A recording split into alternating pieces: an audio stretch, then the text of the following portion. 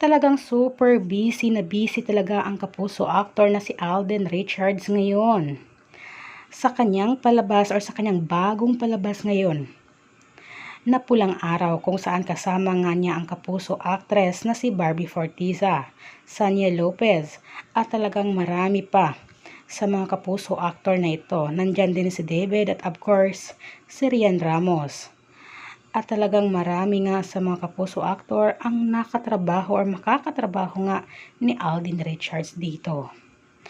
At talagang super busy ang nag-iisang Alden ngayon. Maraming blessing talaga na dumating sa kanya. At ngayong June 12 nga guys, ay pupunta nga sa Mindanao si Alden Richards para nga sa promotion na ito ng Pulang Araw. Kaya abangan nyo siya sa Mindanao.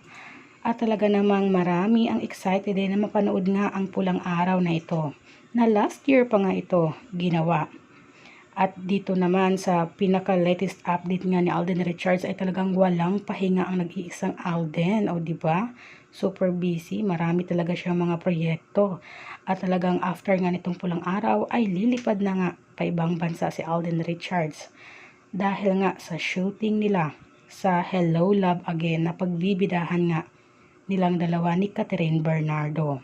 At yan nga guys, ang latest update ngayon ni Alden Richards.